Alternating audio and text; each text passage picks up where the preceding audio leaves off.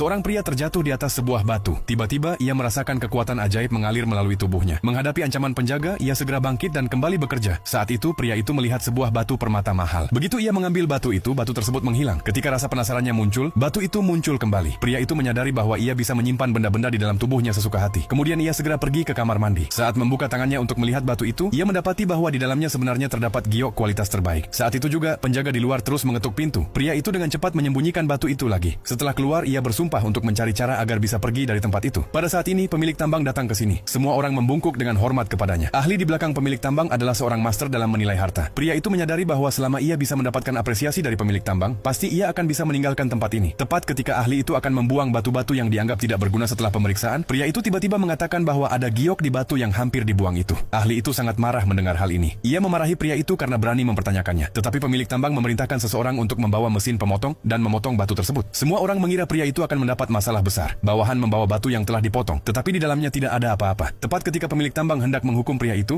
berkata bahwa jika mereka memotong sedikit lagi, mereka akan dapat melihat gioknya. Pemilik tambang memutuskan untuk mempercayai pria itu sekali lagi dan memintanya untuk melakukan pemotongan secara langsung. Saat pria itu memotong batu tersebut, ternyata di dalamnya penuh dengan giok mahal. Semua orang sangat terkejut. Ahli itu hampir membuat pemilik tambang mengalami kerugian besar barusan. Ia berlutut di depan pemilik tambang dengan ketakutan, tetapi pada akhirnya tetap tidak mendapat pengampunan. Pemilik tambang sangat menghargai kemampuan penglihatan pria itu. Ia meminta pria itu datang ke lelang untuk mencarikan batu bagi dirinya keesokan harinya. Keesokan harinya, pria itu datang ke lelang. Ia melihat semua orang berkumpul di sekitar tumpukan batu. Pria itu melihat ada giok tiada bandingannya yang tersembunyi di salah satu batu tersebut. Ia segera meminta pemilik tambang untuk membelinya. Namun semua orang yang hadir tidak optimis dengan batu itu. Melihat pandangan tegas pria itu, pemilik tambang akhirnya membeli batu tersebut. Semua orang menunggu untuk melihat apakah itu hanya lelucon. Setelah batu itu dipotong, ternyata persis seperti yang dikatakan pria itu. Bahkan, giok jenis ini bisa dijual seharga $500.000 per gram.